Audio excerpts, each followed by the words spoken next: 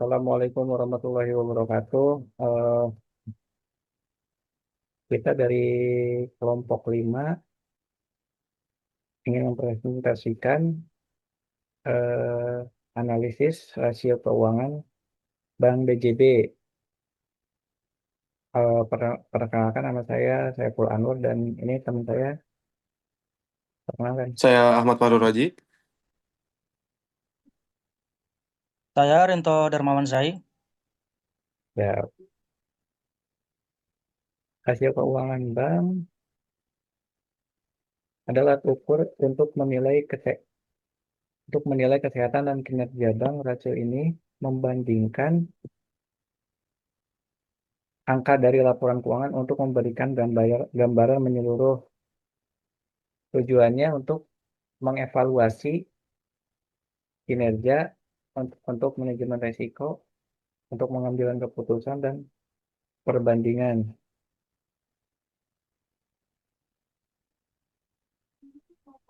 Di sini ada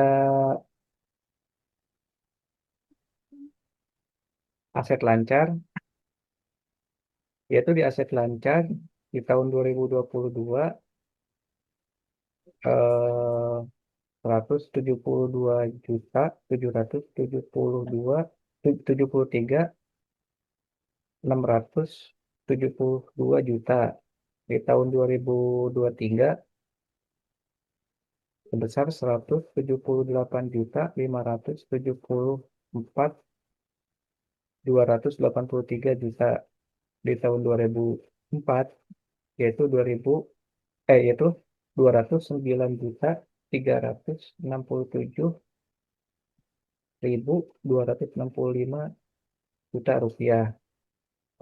dan rata-ratanya menunjukkan 186.905.073 rupiah.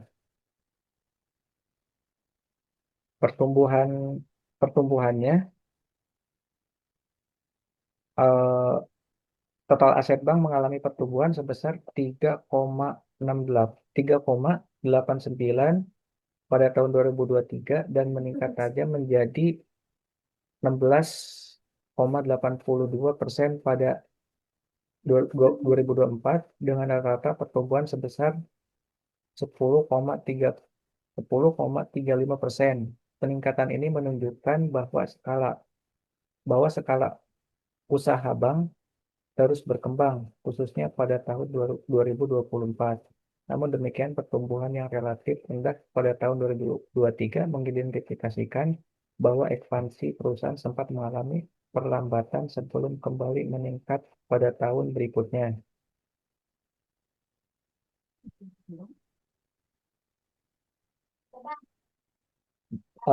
Total hutang di tahun 2022 yaitu sebesar 158.150.881 rupiah. Di tahun 2023 yaitu sebesar 163.579.102 rupiah, dan di tahun 2024 sebesar 190.180.184 rupiah. Rata-ratanya yaitu 170.626.692 rupiah. Eh, Pertumbuhannya itu di tahun 2023 3,45% dan di tahun 2024 sebesar 16,26%. Rata-ratanya yaitu 9,86%. Total likuiditas perusahaan tumbuh sebesar 3,45% pada tahun 2023 dan 16,26% pada tahun 2024 dengan rata-rata pertumbuhan sebesar 9,86%. Pola pertumbuhan hutang yang sejalan dengan pertumbuhan aset mengidentifikasikan bahwa ekspansi perusahaan sebagian besar didanai melalui sumber eksternal Meskipun masih tergolong wajar, peningkatan hutang ini perlu menjadi perhatian karena berpotensi meningkatkan risiko keuangan. Terus selanjutnya total modal, yaitu total modalnya di tahun 2022 sebesar 14 juta, 14 juta, sorry, sorry, 14 juta 745.986 rupiah di 2023 sebesar 15.449.018 rupiah, dan di tahun 2024 sebesar 19.638.701 rupiah. Rata-ratanya 16.611.235 rupiah. Total modal bank mengalami pertumbuhan positif selama periode 2022 sampai 2024. Pada tahun 2023, pertumbuhan modal tercatat sebesar 4,77%, kemudian meningkat menjadi 27,12% pada tahun 2024. Hal ini menunjukkan penguatan struktur modal bank yang berasal dari peningkatan laba ditahan. Rata-rata pertumbuhan total modal sebesar 15,94% menunjukkan bahwa bank memiliki kemampuan internal yang baik dalam meningkatkan ekuitas dan menjaga stabilitas keuangan.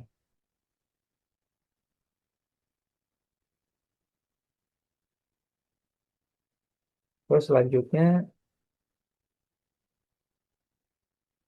penjualan dan pendapatan usaha di tahun 2022 sebesar 15.275.662 rupiah.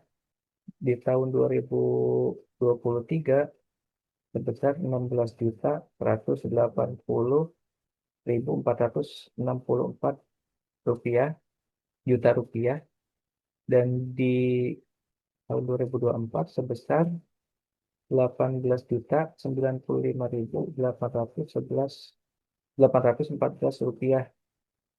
Rata-ratanya yaitu 16.517.313 rupiah. Pertumbuhan penjualan dan pendapatan usaha bank pada tahun 2023 tercatat sebesar 5,92%, yang mencerminkan kinerja operasional yang stabil.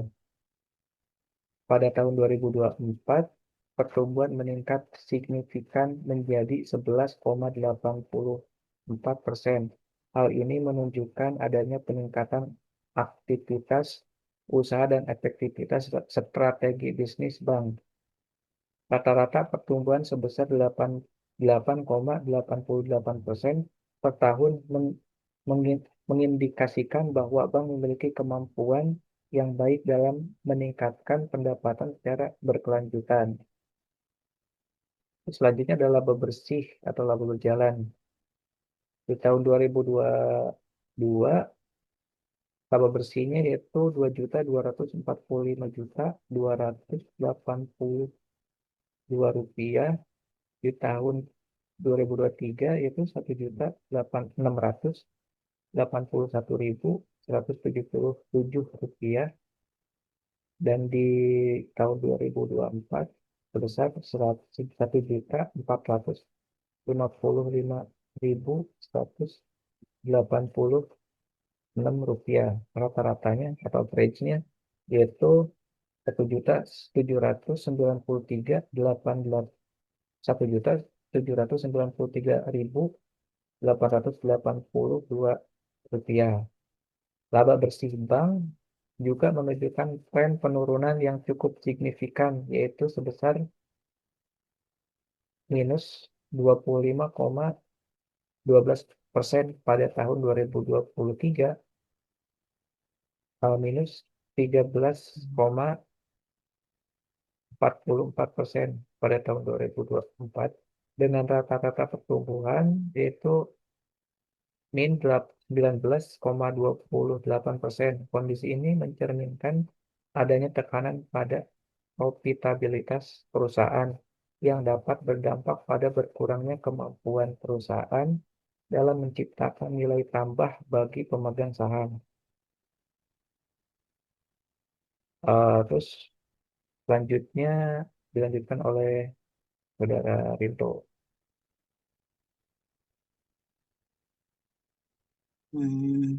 Baik, saya akan lanjutkan, yaitu jenis-jenis rasio keuangan. Ini ada 5 jenis-jenis rasio keuangan, yaitu yang pertama rasio likuiditas, rasio solvabilitas, rasio aktivitas, rasio profitabilitas, dan rasio pasar. Rasio likuiditas yaitu rasio ini diartikan sebagai kesanggupan perusahaan dalam memenuhi kewajiban jangka pendek. Ini ada beberapa contoh yaitu current ratio. Bank memiliki kemampuan yang baik dan stabil dalam memenuhi kewajiban jangka pendek. Terjadi tren peningkatan likuiditas yang mencerminkan pengelolaan aset lancar yang sehat. Kedua yaitu assistance ratio. Setiap satu utang lancar dijamin kuis aset 1,36. Terjadi peningkatan di setiap tahunnya yang menunjukkan bahwa bank tetap mampu memenuhi kewajiban lancar. 3. Cash ratio. Setiap satu utang lancar dijamin kas 0,61. Hal ini menunjukkan kemampuan bank yang sangat tinggi dalam memenuhi penarikan dana mendadak oleh nasabah. Working capital to total asset ratio. Modal kerja setara 0,27 kali total aset. Modal kerja yang dimiliki oleh bank cukup memadai dalam mendukung aktivitas operasional. Yang kelima, rasio likuiditas. Bank tergolong baik dan stabil. Ini mencerminkan kemampuan yang memadai dalam memenuhi kewajiban jangka pendek serta mendukung kelangsungan operasional.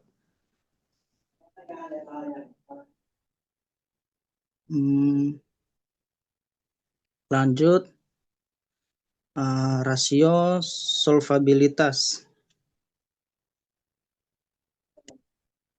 Rasio ini digunakan untuk menilai kemampuan suatu perusahaan dalam menjalankan kepatuhan dalam menempati kewajiban jangka panjang. 2022 sebesar 10,72%. Di tahun 2023 Ya, sebesar pada tahun gitu. Ya, lanjut. 10,59. Hmm. Pada tahun 2024 9,68. Rata-ratanya Rata-rata 10,33%. masuk debit to rasio. Pada tahun 2022 0,87. Pada tahun 2023 sebesar 0,87. Pada tahun 2024 0,1. Total rata-ratanya 0,92%. Long term debt to total equity ratio pada tahun 2022 0,16. Pada tahun 2023 0,7. Pada tahun 2024 0,22. Total atau rata-ratanya 0,18%. Trimmes interest payment ratio. Pada tahun 2022 1,61. Pada tahun 2023 0,98. Pada tahun 2024 0,76. Totalnya atau rata-rata sebesar 1,12%.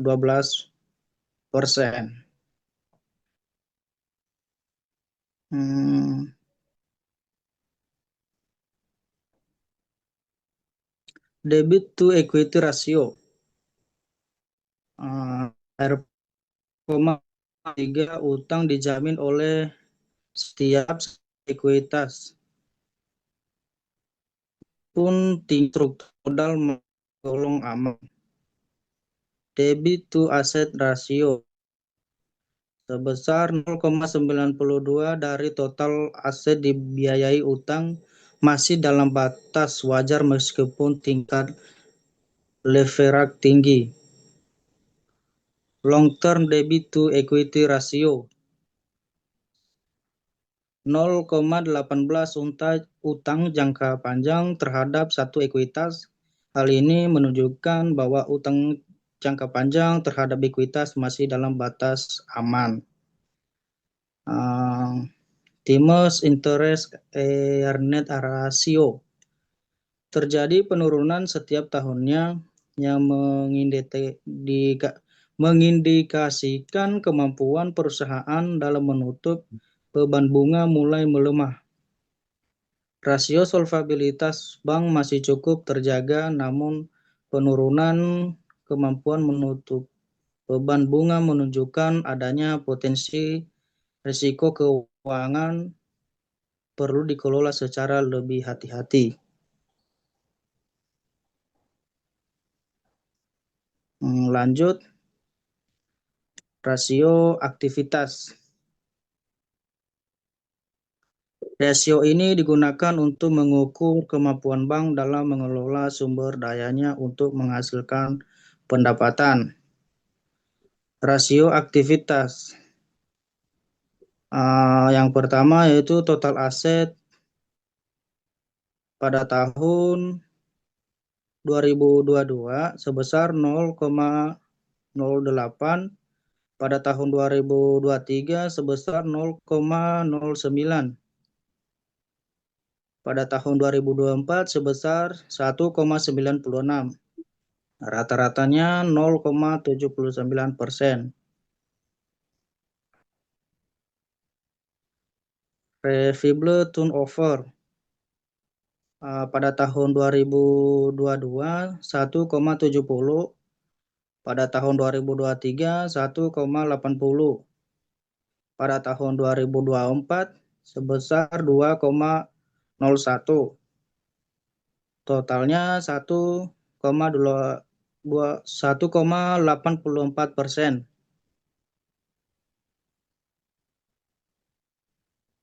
Average collection pada tahun 2022 sebesar 211,77. Pada tahun 2023 sebesar 199,92. Pada tahun 2024 sebesar 178,76.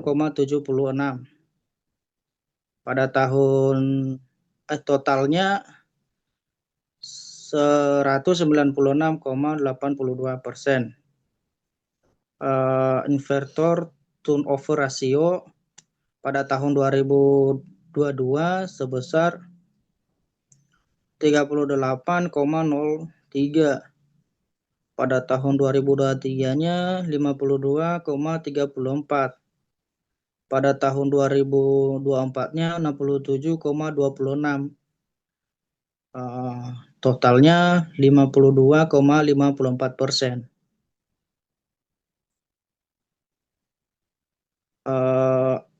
Average day investor pada tahun 2022 sebesar 9,47. Pada tahun 2024 tiga sebesar 6,88, tahun 2024 sebesar 5,35, totalnya 7,23. Aset turnover pada tahun 2022 sebesar 0,08. Pada tahun 2023-nya 0,09. Pada tahun 2024-nya 0,010. Rata-ratanya selama 3 tahun 0,09%.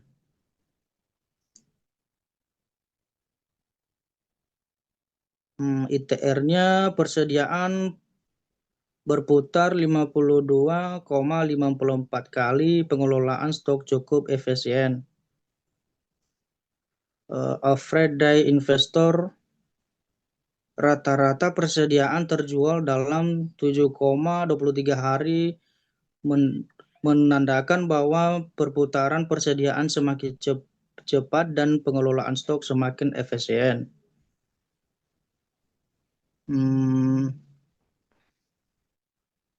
ATO atau aset ATO relatif rendah namun menunjukkan tren meningkat yang mengindikasikan adanya perbaikan bertahap dalam pemanfaatan aset bank.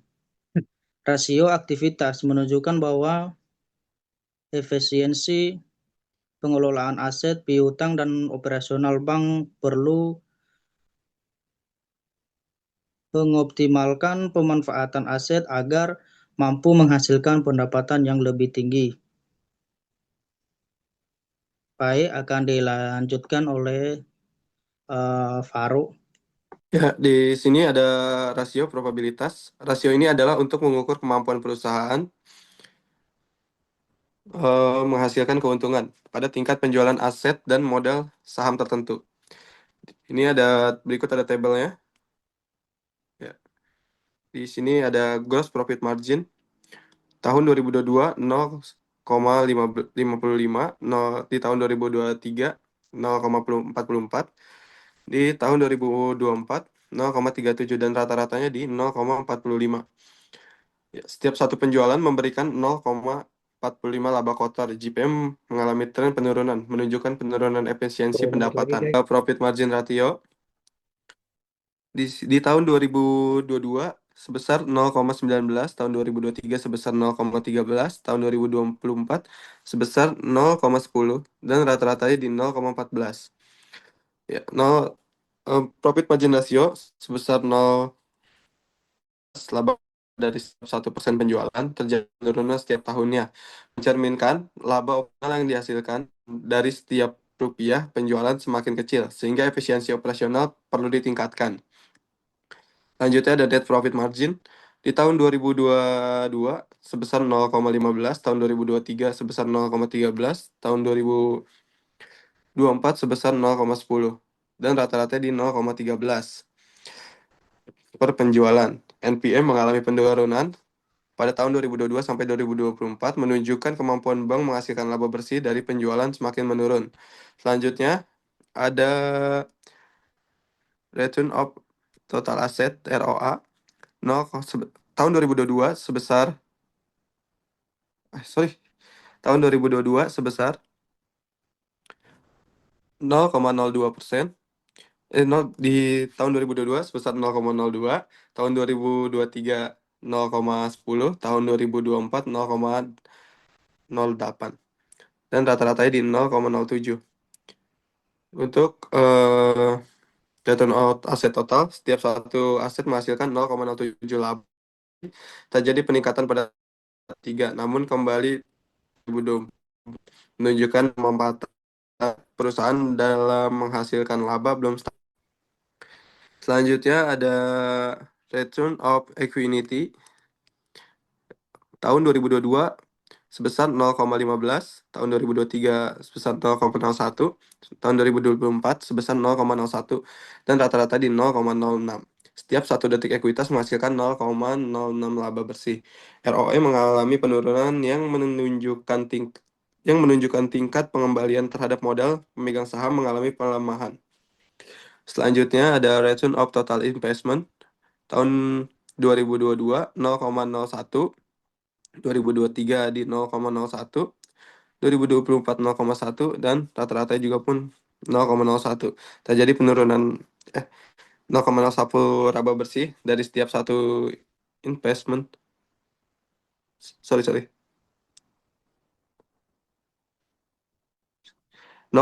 laba bersih dari setiap satu investment. Total investasi perusahaan masih rendah. Aktivitas investasi belum optimal. Selanjutnya ada earning per share. Tahun 2022 0,85, tahun 2023 0,64, tahun 2024 0,55, dan rata-ratanya di 0,68. Terjadi penurunan pada tahun 2022 sampai 2024 yang mengindikasikan bahwa laba yang diperoleh per lembar saham semakin berkurang. Rasio probabilitas menunjukkan penurunan kemampuan bank dalam menghasilkan laba. Meskipun perusahaan masih mencatat laba, efisiensi operasional dan pengembalian pada pemegang saham cenderung lemah. Sehingga bank perlu meningkatkan kinerja operasional dan integrasi pengelolaan aset serta modal untuk memperbaiki probabilitas mendatang. Ya, selanjutnya bisa ditolong.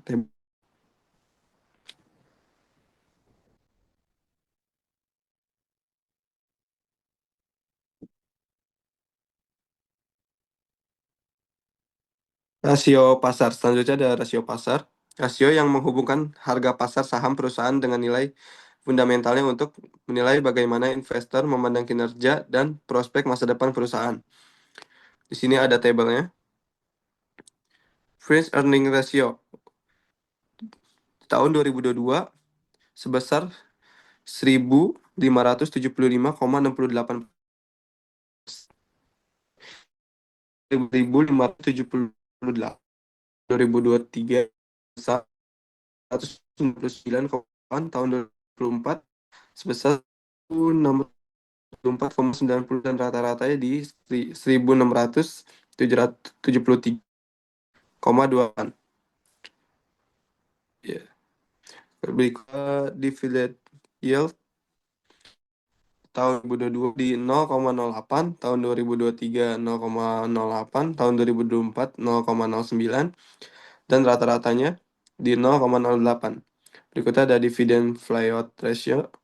Di tahun 2022 ada 122,48, tahun 2023 148,71, tahun 2024 154,10, dan rata-rata di 141,76. Price to book value sebesar 12.992,06, tahun 2023 165.899,11, 2024 165.899, dan rata-ratanya di 114.930,09. Nilai per sangat tinggi selama periode 2022 sampai 2024. Kondisi ini menghasilkan laba per saham yang relatif kecil sehingga tidak kewajaran harga saham tergolong rendah. Berikutnya ada nilai DIY relatif stabil dengan rata-rata 0,08, menunjukkan imbalan hasil dividen yang diterima investor tergolong rendah. Berikutnya rata-rata 1,76% menunjukkan besar di beberapa jalan. Nilai PB sangat dengan 0,04 kali, bahwa berada jauh di bawah nilai buku pasar perusahaan, mencerminkan rendahnya kepercayaan pasar terhadap prospek perusahaan. Berikutnya, book value mengalami menunjukkan adanya penguatan nilai ekuitas bank. Berikutnya, rasio pasar menunjukkan ada ketidakseimbangan antara kinerja fundamental perusahaan dan penilaian pasar. Meskipun nilai buku perusahaan meningkat, saham kurang menarik secara fundamental, dan kebijakan evaluasi lebih berkelanjutan mendatang. Ya, selanjutnya kesimpulan,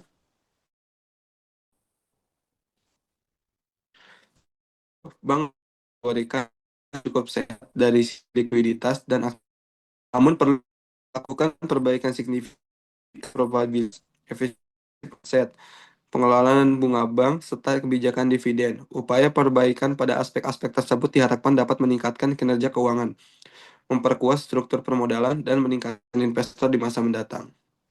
Ya, sekian presentasi dari kita bertiga.